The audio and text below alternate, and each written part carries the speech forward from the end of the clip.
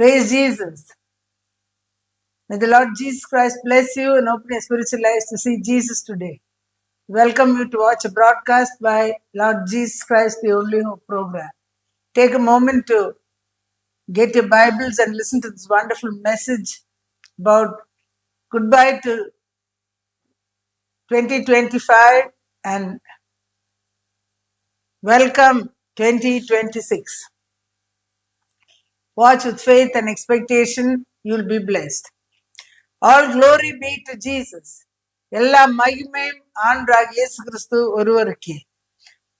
I praise God and thank Him for giving me this wonderful opportunity and great privilege to speak about the end of the year 2025 and beginning of the year 2026.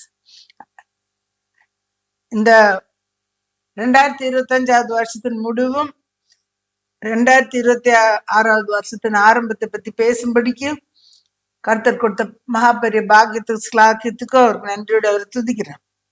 Greetings to all my wonderful faithful viewers who have been listening to God's word throughout the year 2025.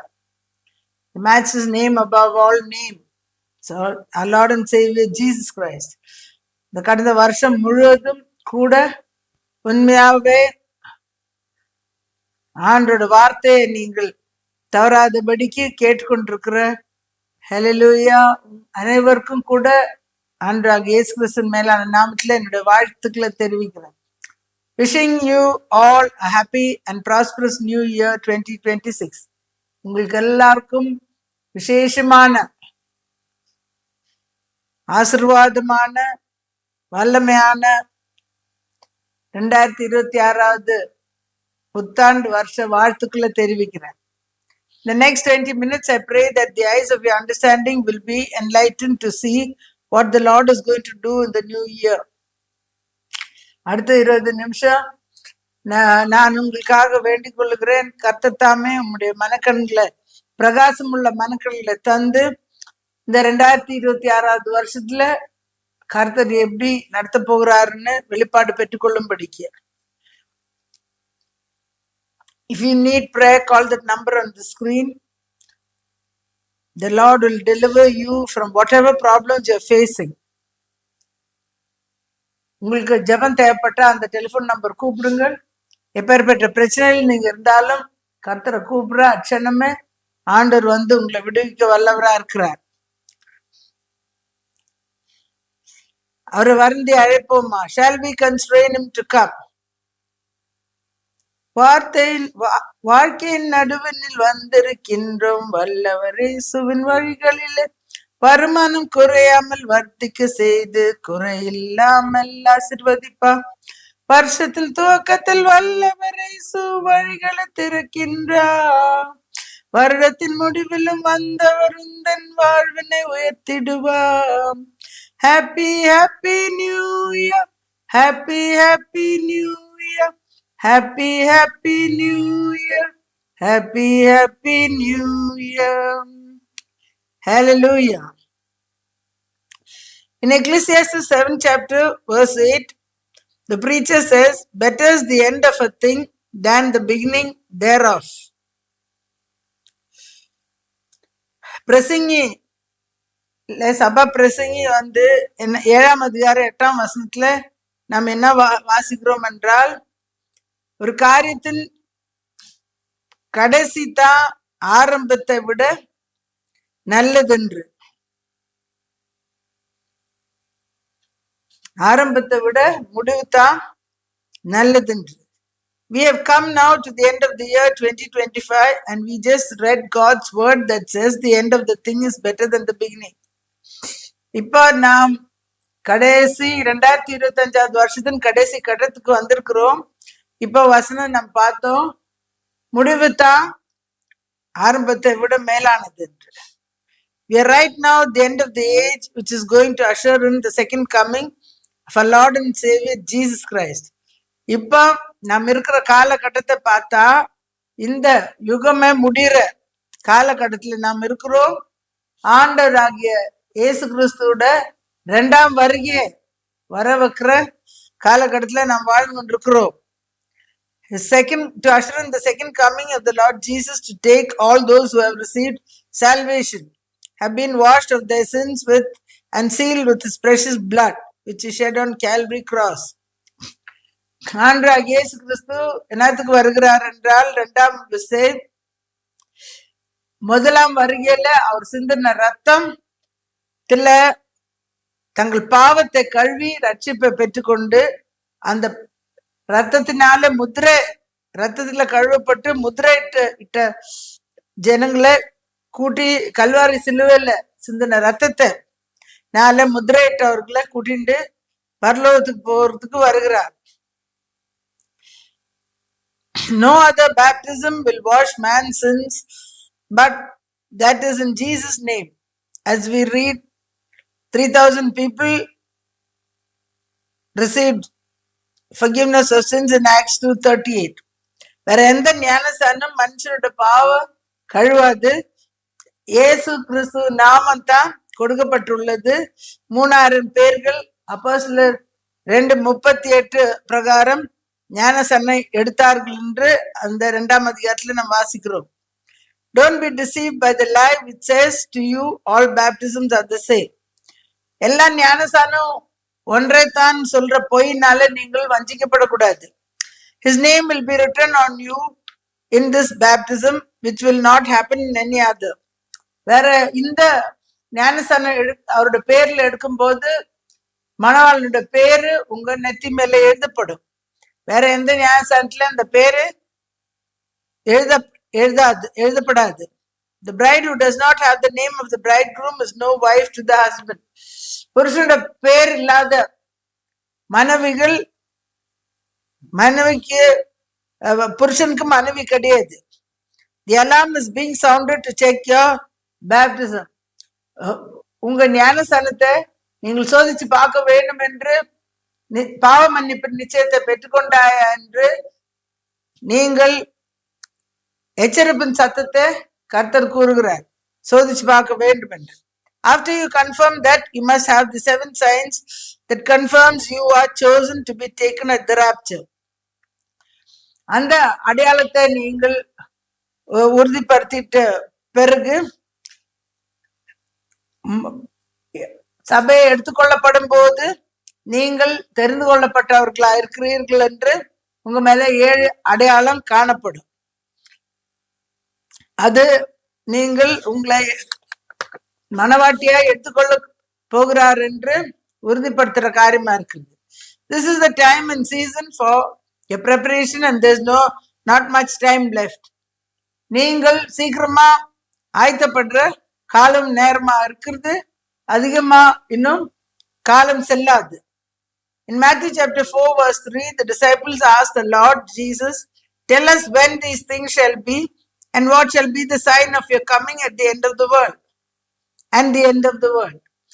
மத்தேயு சுவிசேஷம் 4ஆம் அதிகாரம் 3ஆம் வசனத்துல சீஷர்கள் வந்து இயேசுவே, கர்த்தராகிய இயேசு கிறிஸ்துவே கேட்ட கேள்வி, இந்த காரியங்கள் எல்லாம் எப்ப சம்பவிக்கும், உலகத்தின் முடிவுக்கு அடையாளம், வருகைக்கு அடையாளம்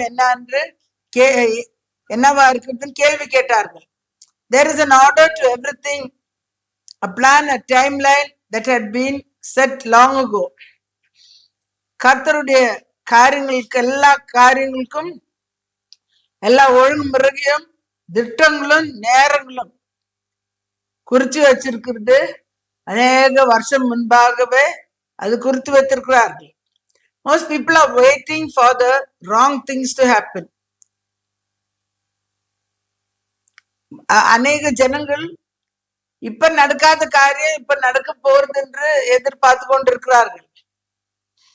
One city is going to fall before the others. ஒரு பட்டணம் வந்து பாக்கி எல்லாம் விழுறதுக்கு முன்னாடி அது விழும் என்று பார்க்கிறோம். One city Satan had waited for thousands of years. சாத்தான் அது அபகரிக்கணும்னு சொல்லி 1000 வருஷங்கள் காத்து கொண்டு இருந்த பட்டணம். One city the enemy would occupy first before any other.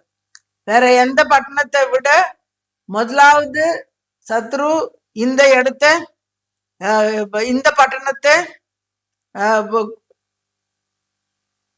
எடுத்துக்கொள்ளுவார் பாக்கி எல்லாத்த விட. Most people are looking at the wrong place. முக்கவாசி ஜனங்க வேற இடத்தை பார்த்து கொண்டு எதிர்பார்த்து கொண்டிருக்கிறார்கள். Revelation 18 talks about a superpower wiped out in 60 minutes. வெளிப்பாட்டின் விசேஷம் 18ஆம் அதிகாரத்துல ஒரு பெரிய வல்லமை வாய்ந்த தேசமே 60 நிமிஷத்துல அழிந்து போவென்று நாம் வாசிக்கிறோம். Most of the things focus on Babylon. முக்காவாசி எல்லாம் பாபிலோனுக்கு சுட்டி காட்டுகிறத பார்க்கிறோம். பீப்புள் ஆர் வாட்சிங் த ராங் சிட்டி. ஜனங்க இந்த காலகட்டத்துல அது தவறான பட்டணத்தை பார்த்து கொண்டிருக்கிறார்கள். In Matthew 24 verse 15 to 22, Jesus tells his disciples about the end times. மத்தேயு சுவிசேஷம் 24ஆம் அதிகாரத்துல 15ல இருந்து 22ஆம் வசனம் குறிய வாசித்தா இயேசு கிறிஸ்து தன்னுடைய சீஷர்கள் இடத்துல கடைசி நாட்கள்ல சம்பவிக்கிற காலத்தை பற்றி பேசிக்கொண்டிருக்கிறார். And when they see the abomination of desolation standing in the holy place, run to the mountains. அப்போ மத்தேயு சுவிசேஷம் 24:15ல இருந்து வாசிச்சா, மேலும் பாழாக்கிற அருவருப்பு குறித்து அருவருப்பை குறித்து பரிசுத்த ஸ்தலத்துல நிக்க பார்க்கும்போது மலைகளுக்கு ஓட வேண்டும் என்று எழுதியிருக்கிறதை வாசிக்கிறோம். The holy place is in the temple. பரிசுத்த ஸ்தலம் தேவனுடைய ஆலயத்துல இருக்கிறது. And that is in Jerusalem. அது எங்க இருக்குது என்றால் எருசலேம்ல இருக்கிறது. Jesus was warning the people in Judea and the people around Jerusalem to flee. இயேசு கிறிஸ்து யூதேயா தேசத்துல இருந்தவர்களே எருசலேம்ல சுற்றுவட்டாரத்தில் இருக்கிறவங்கள ஓடணும்னு சொல்லி எச்சரித்து கொண்டிருந்தார். When they see this horrible thing happening, Babylon will fall. When they see this horrible thing happening, பாழாக்குற அருவருப்பை பார்க்கும்போது அங்க ஓட வேண்டும் என்று சொல்லி இருந்தார். Babylon will fall in the end. Babylon மகாநகரம் கடைசியில தான் அது கீழே விழும். So then what falls in the beginning? அப்ப ஆரம்பத்துல எது கீழே விழுது? After that there will be a great tribulation. The world has never seen. இதுக்கு பின்பு உலகமே பார்க்காத மகா உபத்திர காலம் நேரிடும். When Jerusalem falls into the hands of the Antichrist, அப்ப எருசலேம் அந்திகிறிஸ்துவின் கையில விழும்போது, not at the end but at the beginning. இது முடிவுல கிடையாது, இது ஆரம்பத்துல நடக்கும். At the midpoint, the Antichrist brings his peace treaty with Israel and enters the temple. அப்ப அங்க ஆரம்பத்துல அது நடுவுக்கு மத்தியத்துக்கு வரும்போது அந்திகிறிஸ்து சமாதானத்தின் உடன்படிக்கை இஸ்ரேலோடு செய்து தேவாலயத்துக்குள்ளே பிரவேசிப்பார்கள். Why does the Antichrist want Israel? அந்திகிறிஸ்துக்கு இஸ்ரேல் என்னத்துக்கு அவகரிக்கணும்? Because it is God's own city. ஏனென்றால் அது தேவனுடைய சொந்த நகரமா இருக்கிறது. He put his temple there. His presence lived there, and Satan hates what God loves and wants God's place. ஏனென்றால் தேவனுடைய ஆலயம் அங்க கட்டி இருந்தது. அவருடைய பிரசன்னம் அந்த இடத்துல வாசம் பண்ணிருந்து சாத்தான் தேவனுடைய காரியத்துக்கு விரோதமா இருக்கிறார். தேவனுடைய இடத்தை அவன் எடுத்துக்கொள்ள ஆசைப்பட்டான். In Daniel we read all about the 70 weeks and the covenant God makes with Israel. Daniel தீர்க்கதரிசி மூலியமா கூட நாம் வாசிக்கிறோம். 70 வாரங்களை பற்றியும் தேவன் இஸ்ரேலோடு செய்த உடன்படிக்கை பற்றியும் வாசிக்கிறோம். Daniel 11 verse 32, those who do wickedly against the covenant shall he corrupt with flatteries.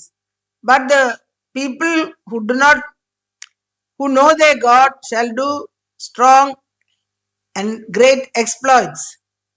அப்போ டேனியல் தீர்க்கதரிசி மூலியமா 11 அதிகாரம் 32 உடன்படிக்கைக்கு துரோகியாய் இருக்கிறவர்களே இச்சகம் பேசுகளாலே தன்னை கள்ள மார்க்கத்தை ஆக்குவான். தங்கள் தேவனை அறிகிற ஜனங்கள் திடன் கொண்டு பெரிய பெரிய காரியங்களை செய்வார்கள். Hallelujah. In 2 Thessalonians 2nd chapter we read the man is sitting in the temple of God claiming to be God. 2 Thessalonica நிருபம் 2ஆம் அதிகாரத்துல நாம் வாசிக்கிறோம், அந்த மனுஷன் தேவனுடைய ஆலயத்துல உட்கார்ந்து தேவன் என்று சொல்லுகிறார். There are 5 events that will happen in this time and season. We should prepare immediately for it. இந்த காலகட்டத்துல 5 சம்பவங்கள் நடக்கிறத பார்க்கிறோம். நாம் இதுக்காக உடனே ஆயத்தப்பட வேண்டும். You cannot prepare for what is coming in your heart if your heart is not right with God. வரப்போற காரியத்துக்கு நாம் நம்முடைய இருதயம் தேவனுக்கு பிரியமா இல்லைன்னு சொன்னா நாம் நடக்க போற காரியங்களுக்கு ஆயத்தப்பட முடியாது. அப்ப சரியில்லாததெல்லாம் நாம் சரிப்படுத்த வேண்டும். தேவனுக்கு விரோதமா நம்முடைய இருதயத்துல காரியங்கள் இருந்தா நாம் அப்ப சரிப்படுத்த வேண்டும். If things which are not right with God is in our hearts, we should immediately set it in order. The first step is repentance and surrender. முதலாவது செய்ய வேண்டிய காரியம் என்னவென்றால் மனம் திரும்புதல் செய்ய வேண்டும். பிறகு ஒப்பு கொடுப்பல். முதலாவது மனம் திரும்பி நம்ம ஒப்பு கொடுக்க வேண்டும். I give my life to you, O Lord. Search my heart. Lord, show me what needs to change. Otherwise it is of no use at all. கர்த்தாவே, என்னுடைய இருதயத்தை உம்மிடத்து கொடுக்கிறேன்னு சொல்லி என் இருதயத்துல என்ன மாற்றப்பட வேண்டும் என்று கேட்டு செய்ய வேண்டும். இல்லை என்றால் ஒன்னும் நம்ம செய்ய முடியாது. It is the domino effect of what starts the chain reaction. அப்போ அந்த ஒரு காரியம் சரியாகும் போது பாக்கி எல்லாம் கூட ஒண்ணு மேல ஒண்ணு அது சரியான ஒரு செயின் காரியங்களா செயின் ரியாக்ஷனா நடக்கும். What is going to happen is a shaking of what the entire world puts its faith in. என்ன சம்பவிக்க போறது என்றால் உலகமே நம்பிக்கொண்டிருக்கிற காரியத்தை ஒரு கர்த்தர் அசைக்க போகிறார். உலகமே நம்பிக்கொண்டிருக்கிற காரியத்தை விசுவாசத்தை வைத்துக் கொண்டிருக்கிற காரியத்தை அசைக்க போகிறார். Already the cracks are there. Now the pressure is going to increase. இப்பவே அது கொஞ்சம் ஓட்டங்கம் வந்து கொண்டிருக்கிறது. இப்போ இன்னும் அதிகரிக்கப்பட போகிறது. The controlled financial collapse, a shake up to introduce a new system. அப்ப இது தந்திரமா ஏற்படுத்தின ஒரு பொருளாதார வீழ்ச்சி. இது நிமித்தம் ஒரு புதிய காரியத்தை ஏற்படுத்தும்படிக்கு இவங்க வேணும்னு இந்த பொருளாதார வீழ்ச்சியை உண்டாக்குகிறார்கள். You need to draw cash for a week or two, otherwise you will not have cash in hand. அப்ப நீங்கள் பணம் எடுக்க முடியாது பேங்க்ல இருந்து. நாம என்ன செய்ய வேண்டும், ஒரு வாரத்துக்கு மேல கூட கையில காசு எடுத்து வச்சுக்கணும். இல்லைன்னு சொன்னா ஒரு வாரம் 10 நாள் கூட காசு எடுக்க முடியாது வரும். A new global currency will be introduced through a controlled chaos. அப்போ இது தந்திரமா ஏற்படுத்தின ஒரு குழப்பத்தின் மத்தியில ஒரு புதிய உலகத்துக்கே ஒரே ஒரு கரன்சி பணம் உபயோகப்படுத்தப்படும். A new security system is introduced. அப்ப இதெல்லாம் ஒரு பெரிய பாதுகாப்பு உண்டாக்கும்படிக்குன்னு சொல்லி அவங்க இந்த காரியத்தை ஏற்படுத்த போறார்கள். There will be a crisis from nature itself. இயற்கையே ஒரு பெரிய இது பயங்கரங்க கூட இயற்கையில கூட நடக்கிறத பாக்குறோம். The sky will change color and the water will turn bitter.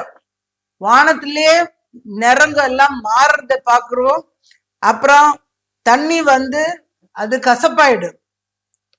A counterfeit Christianity will be introduced, a beautiful lie that says all paths lead to God. அப்ப இது ஒரு நல்ல நோட்டு கள்ள நோட்டு மாதிரி கிறிஸ்தவம் இதுதான் சொல்லிட்டு ஏமாத்துற மாதிரி ஒரு காரியத்தை அவர்கள் ஏற்படுத்தி இது ஒரு பொய்ய நம்ப வச்சு எல்லா வழியும் தேவனிடத்துல போய் சேரும் என்று சொல்லி உபதேசம் எல்லாம் ஒண்ணுதான் அப்படின்னு சொல்லி அன்பா இருக்கிறது தான் முக்கியம் அப்படின்னு அவர்கள் அறிமுகப்படுத்துவார்கள். A new message of love saying nothing else matters.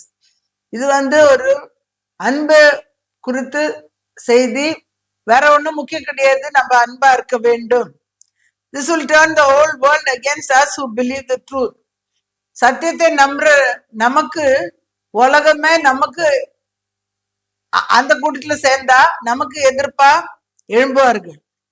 Suddenly waters and major rivers get contaminated and triggers a global crisis. அப்ப தண்ணி நதிகள் எல்லாம் கூட இது கெட்டு போயிட்டு அது உலகத்திலேயே ஒரு பெரிய வீழ்ச்சியை உண்டாக்குறத பாக்குறோம். A man emerges in this crisis speaking pleasing words and deceiving the public. இதன் மத்தியில ஒரு மனுஷன் எழும்பிட்டு ஜனங்களுக்கு பிரியமா அவங்கள வஞ்சிக்கிற மாதிரி வார்த்தைகளை பேசி அவங்க இருதயத்தை கவுத்து அவங்க பக்கம் இழுத்துக்கொள்வார்கள். My sheep will hear my voice, so it is essential that God's people know their shepherd's voice. அப்ப என்னுடைய ஆடுகள் கர்த்தர் வார்த்தை சொல்லுகிறது, என் சத்தத்தை கேட்பார்கள். அப்போ கர்த்தருடைய ஜனங்கள் முக்கியமா தன்னுடைய மேய்ப்பரோட குரலை அறிந்திருக்கணும். You should and must spend time with the real Jesus in his word and prayer. அதிகமா நாம் கர்த்தரோட உண்மையான ஆண்டவர் இயேசு கிறிஸ்துவோட நேரத்தை செலவு செய்ய வேண்டும். அவருடைய வேதத்தை வாசித்து ஜெபத்துல அதிகமா இருந்து அவருடைய சத்தத்தை குரலை கேட்டு பழக்கம் பண்ணிக்கொள்ள வேண்டும். Once he covers the people, he will start the fifth event. ஜனங்களை எல்லாம் இப்படி பேசி கவுத்து கொண்டு போயிட்டு பிறகு அஞ்சாவது காரியத்தை ஆரம்பிப்பார்கள். He'll propose a plan that will be presented as a final solution to war, financial crisis, climatic crisis also. இதெல்லாம் பேசிட்டு எவ்வளவு நல்லதாகும் சொல்லிட்டு பாருன்னு சொல்லி பேசிட்ட பிறகு ஒரு புதிய திட்டத்தை அவர்களுக்கு காட்டுவார்கள். அது யுத்தமும் ஓய பண்ணும், பொருளாதார வீழ்ச்சியும் சரிப்படுத்தும், இயற்கையில நடக்கிற எல்லா பிரச்சனையும் தண்ணீதும் எல்லாம் சரியாகும். World of peace and prosperity, உலகத்திலேயே சமாதானம் செழிப்பும் இருக்கும். He will sound like the answer to everyone's prayers. எல்லாருடைய ஜெபத்துக்கும் அவருடைய திட்டம் கேட்கும்போ அதுதான் உண்மையான வழி என்று மனசுக்கு தோன்ற அளவுக்கு பேசுவார்கள். Hallelujah. End of this year, we are the end of the year 2025, and the Lord is going to do special things for his faithful servants who are 60 years of age. இந்த கடைசி கட்டத்துல நாம் வந்திருக்கிறோம். முடிவு 2025 வருஷத்தின் முடிவுக்கு நாம் வந்திருக்கிறோம். வேற ஒரு காரியம் என்ன செய்ய போறாரு? கர்த்தராகிய இயேசு கிறிஸ்து வந்து தனக்கு உண்மையாவே நின்று இருக்கிற பரிசுத்தவான்களுக்கு 60 வயசுக்கு மேல இருக்கிறவர்களுக்கு ஒரு விசேஷத்த காரியத்தை செய்ய போறார்கள். In the world, when people come to be particular age, they retire, but in God's kingdom, those who have served Him faithfully for over 60 years, retirement does not exist. அப்ப 60 வயசுக்கு மேல ஆயிடுச்சுன்னா ரிட்டையர் ஆகுற வயசுன்னு உலகம் சொல்லும். முடிவாச்சு, உங்க வாழ்க்கை முடிஞ்சிட்டு இருக்குது, வேலை எல்லாம் பண்ண முடியாது, ரிட்டையர் ஆயிடணும் அப்படின்னு சொல்லிட்டு சொல்ற நாட்கள் வரும்போது கர்த்தர் என்ன சொல்லுகிறார்? தேவனுடைய ராஜ்யத்துல வந்து உண்மையாவே அவருக்கு சேவை செய்து உண்மையாவே அவரை நம்பி இருந்தவர்களுக்கு 60 வயசுக்கு மேல வந்து என்ன செய்யறார்கள்?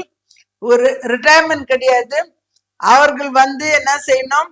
அவர்களை ஆசீர்வதிக்க போகிறார். Every single one of the faithful ones are being prepared for the most important assignment of their entire life. 60 வயசுக்கு மேல ஆண்டவருக்காக உண்மையா நின்று இருக்கிற பரிசுத்தவான்களுக்கு கர்த்தர் வந்து அவர்களை அவரோட முழு வாழ்க்கையிலையும் நிறைவேற்றாத காரியத்தை இப்போ நிறைவேற்றும்படிக்கு அவர்களை ஆயத்தப்பட்டு. Most Christians don't even know anything about this. The enemy is trying to steal the most powerful season of a person's life. முக்கியமா கிறிஸ்தவங்களுக்கு இதை பற்றியே தெரியாது. அவங்க வாழ்க்கையில இப்பதான் எழும்பி பிரகாசிக்கிற வல்லமை பெற்றுக்கொள்ற காலத்தை சாத்தான் வந்து திருடி ஏமாத்த பாக்குறான். People over 60 have something no young person can possess. 60 வயசுக்கு மேல இருக்கிறவங்களுக்கு வாலிபர் ஒருத்தர் இடத்துல கூட இல்ல. They have tested faith, refined character, hard-won wisdom. 60 வயசுக்கு மேல இருக்கிறவர்கிட்ட சோதிக்கப்பட்ட விசுவாசம் இருக்குது, குணாதிசயம் எல்லாம் அது வந்து சோதிச்சு பார்த்து சரிப்படுத்தின குணாதிசயம் இருக்கும். பிறகு ஞானத்தை, இந்த இத்தனை வருஷம் ஆண்டவரை நம்பி வாழ்ந்த கஷ்டப்பட்டு பெற்றுக்கொண்ட ஞானத்தை அவர்களிடத்துல இருக்கும். When God joins that with the supernatural acceleration and when He releases His end-time power through vessels that have been purified by time and trials, nothing can stop what God can do through them. அப்ப இந்த கடைசி நாட்கள்ல கர்த்தர் வந்து இந்த 3 காரியத்தை கூட அவருடைய இயற்கைக்கு அப்பாற்பட்ட வல்லமை இப்பேற்பட்ட பாத்திரங்கள் மூலியமா இந்த கடைசி நாட்கள்ல வல்லமை ஊற்றி அவர்களை காலமும் சோதனைகளும் எல்லாம் கூட சுத்திகரிப்பு உண்டாக்கி இருக்கிறவர்கள் மூலியமா செய்யக்கூடிய காரியம் இவ்வளவு காலம் செய்யாத வல்லமையான அற்புதமான காரியம் செய்ய போறார். In God's economy, the longer you have been faithful, the more God can trust you with. கர்த்தருடைய ராஜ்யத்துல எவ்வளவு அதிகமான காலம் நீங்கள் உண்மையா இருந்திருக்கிறீர்களோ அதிகமா உன் பொறுப்பு உங்களிடத்துல கொடுத்து நம்ப முடியும், அது செய்வீன்றது. Hallelujah. The more you have been tested with more assignment, He can release more through you. அப்ப நீங்கள் ஏற்கனவே கொடுக்கப்பட்ட பொறுப்புகள் நிறைவேற்றி இருக்கிற நம்பிக்கையா நீங்கள் வெளிப்பட்டு இருக்கும்போது இன்னும் அதிகமான பொறுப்பை கொடுத்து உங்களை உங்க மூலியமா செய்ய முடியும். In this season, in this time and season, those who have been faithful is on the threshold window. When the veil between the physical and spiritual realm is thinner than it has been in decades, especially for people over 60. இந்த காலகட்டத்துல 60 வயசுக்கு மேல இருக்கிறவர்கள் உண்மையா கர்த்தருக்கு இருந்திருக்கிறவர்கள் அவர்கள் வந்து ஒரு வாசல்ல நிக்கிறார்கள். அந்த வாசல்ல ஆவிக்குரிய பரிமாணம் பூமிக்குரிய பரிமாணத்துக்கும் உள்ள திரை ரொம்ப மெலிசாயிட்டு இருக்குது. ஏனென்றால் 10 ஆண்டு காலங்களா நீங்கள் உண்மையா இருந்திருக்கிறீர்கள். 60 வயசு உள்ளவர்கள் விசேஷமா. Hallelujah. I'm going to pray for you now. இப்போ உங்களுக்காக நான் ஜெபிக்க போகிறேன். சர்வ சிருஷ்டிக்கும் எஜமானா இருக்கிறான் இயேசு கிறிஸ்துவே, வருஷத்தின் துவக்கத்திலிருந்து முடிவு வரைக்கும் கர்த்தாவே அந்த தேசத்தின் மேல கர்த்தருடைய ஜனங்க மேல கண்ணை வச்சு இம்மட்டும் நீர் கர்த்தாவே ஒரு தகப்பன் தன் பிள்ளையை சுமந்து வந்தது போல தாங்கி ஏந்தி சுமந்து தப்பித்து வழி நடத்தி வந்த தயவுக்காக நன்றி நன்றி நன்றி நன்றி. நன்றியோடு துதிக்கிறோம் துதிக்கிறோம் துதிக்கிறோம் துதிக்கிறோம். கர்த்தாவே இந்த 12 மாசம் கர்த்தாவே உம்முடைய பிள்ளைகள் கர்த்தாவே உண்மையா உம்முடைய வார்த்தை உம்முடைய ஜீவன்ல வார்த்தை வார வாரம் கேட்டுக்கொண்டிருந்த எல்லார் மேலேயும் ஒரு புதிய அபிஷேகத்தை, இந்த புதிய வருஷத்தோட அபிஷேகத்தை நீ ஊற்றி கர்த்தாவே அற்புத செய்வன்மா ஜெபிக்கிறேன். இந்த புதிய வருஷம் பெரிய ஆசீர்வாதத்தோடு வல்லமையோடு பிரவேசிக்கும்படிக்கு கிருபை செய்யவன்மா ஜெபிக்கிறேன், கிருபை செய்யவன்மா ஜெபிக்கிறேன். இப்ப கூட கர்த்தாவே விடுதலைக்காக சுகத்துக்காக அற்புதத்துக்காக எதிர்பார்க்கிறவர்கள் மேல கூட கர்த்தாவே இந்த மாசத்தின் அபிஷேகத்தை ஊற்றுவன்மா ஜெபிக்கிறேன், ஊற்றுவன்மா ஜெபிக்கிறேன். விடுதலையாக்கும் அற்புதம் செய்யும் கர்த்தாவே. புதிய அபிஷேகத்தோடு புதிய வருஷத்துல பிரவேசிக்க கிருபத்தார் இயேசு கிறிஸ்து நாமத்தில் பிதாவே. Dear Lord Jesus, I praise you and worship you and thank you, Lord, that your eyes are on your people from the beginning of the year to the end of the year. Lord, like a father carries his child, you have carried your children throughout the 12 months of the year 2025. Lord, brought us to these last few days, Lord Jesus. I praise you and worship you and thank you.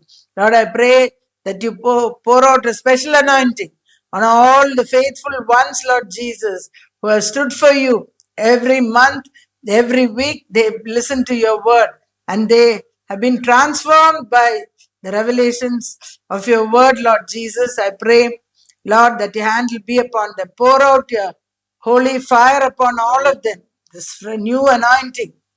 Lord, you pour out on them, Lord Jesus. Lord, let them rise and shine in this new year 2026. Anybody is looking for healing or deliverance, Lord, pour your spirit on them, set the captives free, heal the sick. Let your name be glorified. Let 2026 be a blessing to them. In Jesus' precious name, I pray with thanksgiving. இந்த செய்தி உங்களுக்கு ஆசீர்வாதமா இருந்தா இந்த முகவரிக்கு நீங்கள் தொடர்பு கொள்ள வேணுமா கேட்டுக்கொள்ளப்படுறீர்கள். சாட்சியானவர்களுக்கு பிரயோஜனமா இருக்குது. இந்த ஊழியத்தை தாங்க விரும்பினா நீங்க வருஷம் எல்லாம் கூட நீங்கள் இந்த ஊழியத்துக்காக ஜெபிச்சு தாங்கி கொண்டு வருகிறீர்கள். அதுக்காக உங்களுக்கு எல்லாம் Lord Jesus Christ the only hope ப்ரோக்ராம்ல இருந்து விசேஷத்தை வாழ்த்துக்களை தெரிவிக்கிறேன். இன்னும் இந்த பண்டிகை நாட்கள்ல புதிய இந்த வருஷத்துல இந்த 2025 வருஷத்துல நீங்கள் விதைங்கள் கர்த்தருடைய ஊழியத்தை தாங்குங்கள். புதிய வருஷத்துல அதே வருஷத்துல 100 மடங்கு அறுவடை செய்தார் என்று ஈசாக்கு வச்சதை பற்றி வாசிக்கிறோம். நீங்கள் ஒரு பெரிய அறுவடை பெற்றுக்கொள்வார்கள். மறுபடியும் புத்தாண்டு வாழ்த்துக்கள் 2026 வருஷத்து புத்தாண்டு வாழ்த்துக்களை தெரிவிச்சு உங்களை அனைவரையும் நான் ஆசீர்வதிக்கிறேன். If this message is a blessing to you, contact us by phone. Throughout the past 12 months, you have been praying, upholding this program. I pray that the Lord will open a special door of harvest for you in this new year. If you want to support this ministry, you sow your seed in this last few days of this new year, old year 2025. You will reap 100-fold like Isaac did in the new year 2026. Once again, from Lord Jesus Christ, the Only Hope program, wish you a happy and prosperous new year 2026. If you want individual prayers, contact us by phone. Friday morning 10 to 2, individual prayers will be made for your deliverance. Contact us and come to the address. Be set free. தனிப்பட்ட முறையில் உங்களுக்கு ஜெபம் தேவைப்பட்டா வெள்ளிக்கிழமை காலைல 10 to 2 வரைக்கும் தனிப்பட்ட ஜெபங்கள் ஏறெடுக்கப்படும். நீங்கள் வந்து இந்த முகவரியில வந்து உங்க விடுதலை பெற்றுக்கொள்ளுங்கள். Till we meet again, wish you, each and every one of you, a happy and prosperous new year. Do not forget, Jesus Christ is Lord. May God bless you.